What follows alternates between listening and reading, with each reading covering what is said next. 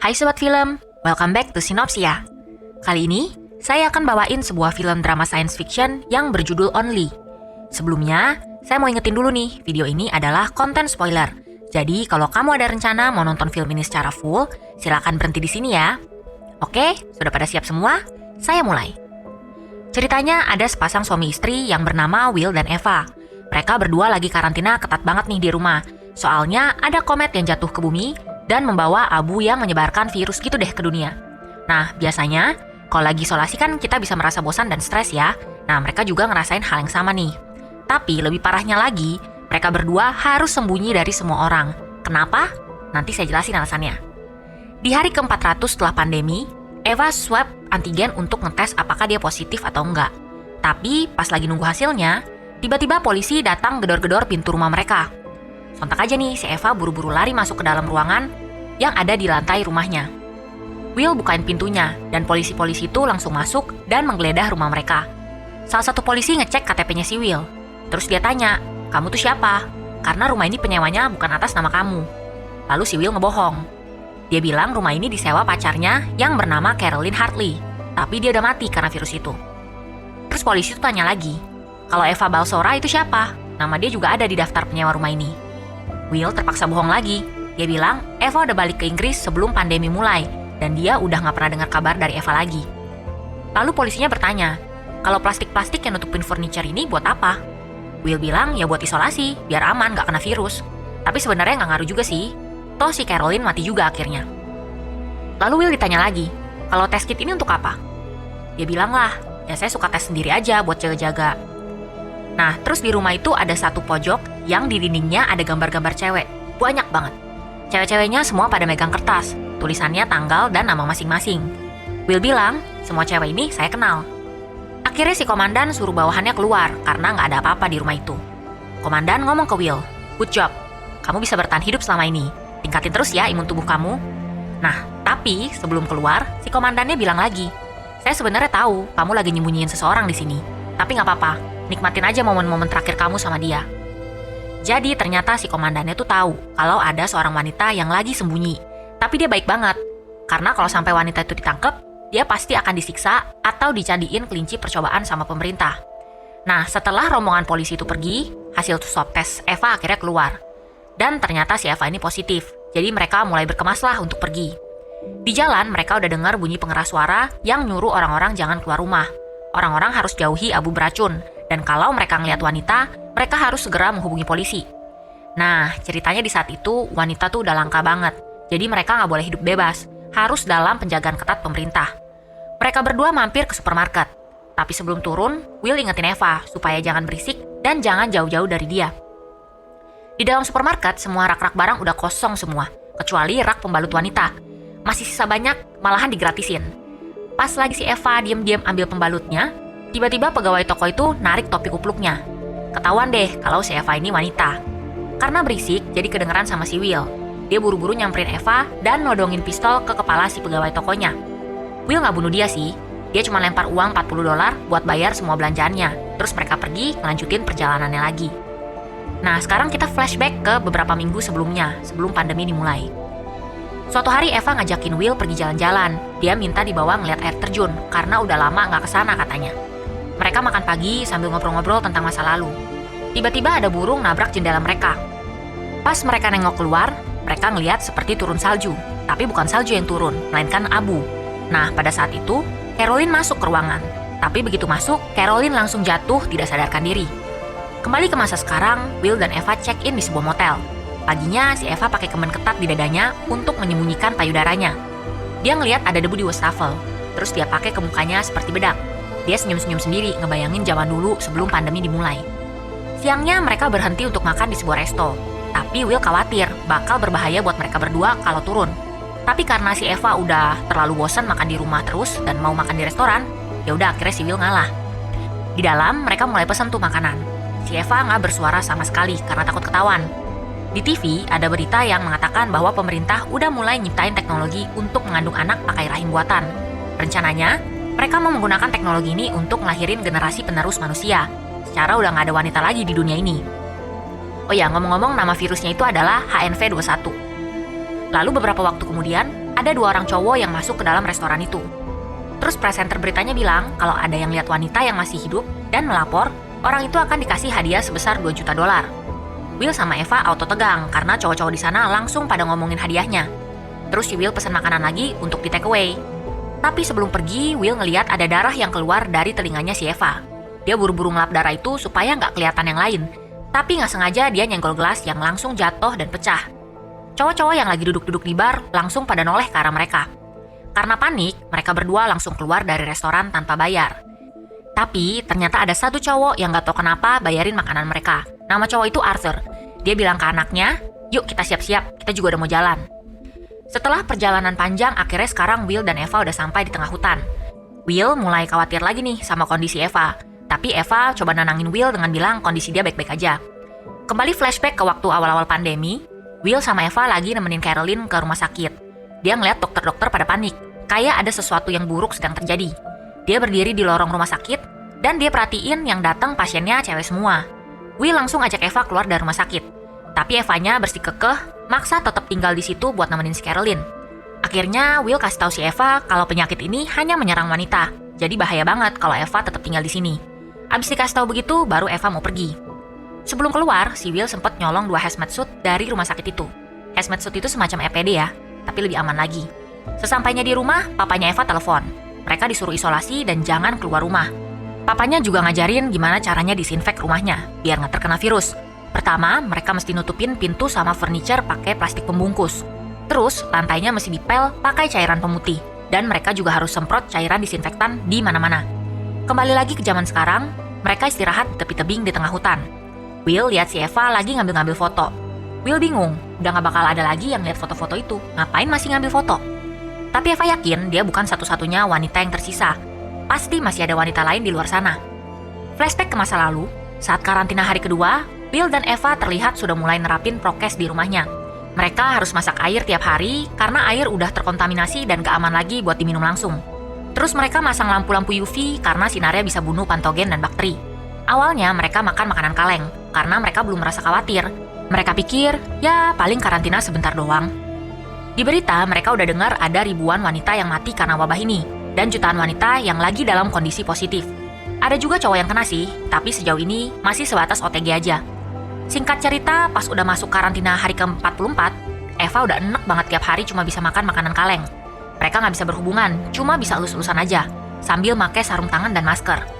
Will membuat satu tempat di mana Eva bisa bersembunyi kalau ada keperluan mendesak. Pada saat itu, wanita-wanita udah mulai ditangkap-tangkepin. Di berita, kelihatannya wanita-wanita itu senang karena bisa ketemu sama presiden. Tapi di artikel-artikel di internet pada bilang kalau sebenarnya pemerintah lagi melakukan segala jenis uji coba terhadap wanita. Karena Eva nggak diperbolehin keluar, jadi dia cuma bisa foto-foto aja lewat jendela. Tapi Will tetap gak izinin karena bahaya, takut dilihat orang lain. Eva tambah lama tambah stres karena hidupnya sekarang terkekang dan udah gak bebas lagi. Ditambah lagi, bau disinfektannya itu bikin dia makin mabok. Waktu dia lagi surfing internet, dia ketemu satu chatroom yang isinya cewek-cewek yang tidak terdampak virus itu. Grupnya bernama She Will Survive dan berisikan 131 anggota. Di sisi lain, Will makin lama makin overprotective nih terhadap Eva, karena makin lama makin banyak cewek yang mati karena penyakit ini. Suatu waktu Eva lagi nyariin handphonenya, tapi ternyata handphonenya diumpetin sama Will, karena dia takut Eva ngirim yang gangga ke orang asing. Hal itu bikin Eva marah besar sama Will. Dia merasa Will udah terlalu lancang nih. Chatroom itu jadi tempat curhat buat Eva sehari-hari. Will juga suka gak senang kalau Eva gak ikutin protokol kesehatan. Selang beberapa waktu, mereka dengar dari berita bahwa ada 10 juta wanita yang udah meninggal karena virus ini. Di chatroom itu sekarang tinggal tersisa 89 orang aja. Mereka udah mulai berasa, kok yang lain ini makin lama makin sedikit yang login. Eva masih nyemangatin teman-teman virtualnya. Dia bilang jangan putus asa karena di luar sana pasti masih banyak cewek-cewek yang sehat. Eva juga bilang mamanya masih sehat di Inggris. Will dan Eva jadi sering berantem terus di rumah karena mereka saling gak setuju dengan standar prokes masing-masing. Semakin lama yang aktif di chatroom itu semakin sedikit. Sekarang cuma tinggal 14 orang aja. Kembali ke masa sekarang, Will sama Eva lagi latihan nembak buat jaga diri. Will nembak, tapi miss, jadi dia suruh Eva cobain. Eva nembak sekali langsung kena, jadi Will nyuruh dia buat coba nembak lagi. Di luar hutan, Arthur dan Casey, bapak anak yang tadi ngebuntutin mereka dari resto, udah sampai di sana dan ngeliat mobil mereka. Salah satu dari mereka bocorin ban mobil Will, biar mereka nggak bisa kabur. Setelah latihan nembak, Will dan Eva ngaso di dalam tenda sambil cium-ciuman. Tapi tiba-tiba badan Eva mulai kejang-kejang. Di hari ke-238 setelah pandemi, Will pergi untuk beli sebuah senjata. Waktu dia masuk ke tokonya, yang punya toko bilang barang dagangannya udah hampir habis. Jadi dia nawarin Will satu senjata laras panjang. Dia bilang senjata ini cocok banget buat hunting wanita, karena pelurunya gak mematikan. Will bilang dia cuma nyari pistol kecil aja kok, buat melindungi diri dia. Akhirnya dia pulang dengan bawa satu pistol kecil. Tapi sebelum masuk rumah, dia mesti disinfek badannya dulu. Will juga bawa pulang alat tes HNV21 untuk dia tes dirinya sendiri. Dia juga udah mulai muak sama karantina ini. Jadi kalau dia negatif, dia pengen deket-deketan sama Eva. Dia colok alat tesnya ke mulut, terus dicelupin ke dalam pipa. Mereka nungguin air di dalam pipanya itu berubah warna atau enggak. Ternyata airnya berubah jadi warna biru, yang berarti Will positif. Will langsung stres setelah tahu kalau dia positif. Tapi dia bilang ke Eva untuk tenang aja, karena selama ini Eva juga masih sehat. Kembali di hutan, Eva jalan-jalan di luar waktu Will masih tidur di dalam tenda. Will kebangun, tapi nggak ada Eva di sampingnya, jadi dia keluar buat nyari Eva. Tapi waktu dia keluar dari tenda, dia ngeliat Arthur dan Casey udah ngacungin senjata ke arah dia. Arthur suruh Will keluar dari tenda dan nanya Eva di mana. Will mulai teriak-teriak, biar Eva tahu kalau di camp lagi ada orang jahat. Eva kedengeran suara Will dan pelan-pelan balik ke camp mereka. Sampai di sana, Eva ngeliat Will udah diikat di pohon. Sedangkan Arthur dan Casey mencar untuk nyariin Eva. Sebentar aja mereka udah berhasil nemuin Eva. Langsunglah terjadi kejar-kejaran. Eva berhasil ngumpet di bawah batu gede, tapi di bawah situ dia mulai kejang-kejang lagi. Untungnya dua cowok itu nyerah dan kembali ke camp. Malam itu Arthur nanya ke Will, kok bisa Eva nggak ketularan virus itu selama ini? Karena dia juga udah coba nutupin semua celah udara di rumahnya. Tapi tetap aja istrinya mati dalam kurun waktu 2 minggu doang. Arthur juga bilang dia bukan orang jahat. Dia cuma mau bantu umat manusia aja. Will ngingetin Arthur Eva udah positif, jadi dia nggak ada gunanya lagi buat mereka. Arthur lalu menjawab, Eva mesti segera ditemukan, karena indung telurnya cuma bisa bertahan hidup 6 jam setelah kematian. Will balik nanya ke Arthur, kalau dia istri kamu, apakah kamu akan menyerahkannya ke polisi? Arthur menjawab, enggak, tapi istrinya pasti langsung nyerahin diri. Gak lama alarm berbunyi. Arthur ngebangunin anaknya Casey buat gantian jaga malam. Di hari ke-374 pandemi, hanya kesisa 2 cewek aja di chatroom itu. Eva dan 1 orang lagi dengan username Hop365. Hop bilang salah satu dari mereka ditangkap semalam. Dia ngucapin selamat tinggal ke Eva karena dia pun udah mulai merasakan gejala penyakitnya. Dia udah tes dan hasilnya positif. Lalu dia ngirimin fotonya dengan tulisan tanggal hari itu ke Eva. Eva print foto itu terus dia tempelin di dinding rumahnya. Jadi ternyata semua foto-foto cewek di dinding itu tadi adalah foto-foto cewek dari chatroom itu. Di hutan, Will kebangun malam-malam pas ngeliat Eva lagi jalan ke arah mereka. Eva bugil-bugilan jalan ke arah Casey yang terdiam gak bisa ngomong apa-apa. Pas udah deket, dia ngelus pipi Casey, abis itu dia pukul kepalanya pakai batu sampai pingsan. Mereka siap-siap kabur, tapi tiba-tiba kedengeran suara Arthur yang manggil-manggil Casey. Will ngacungin senjatanya ke arah tenda. Tapi ternyata Arthur malah langsung nembak dari dalam tenda. Will langsung bales tembakannya itu. Will ketembak di bagian kakinya, tapi untungnya mereka berdua masih bisa kabur. Arthur teriak-teriak kesakitan di dalam tenda, yang artinya dia juga ketembak. Di hari ke-400, papanya Eva nelpon mereka lagi. Tapi Will nyuruh papanya connect dulu ke VPN supaya nggak kelacak. Eva bilang ini pasti keadaan darurat, karena biasanya papanya nggak pernah pakai nomor ini.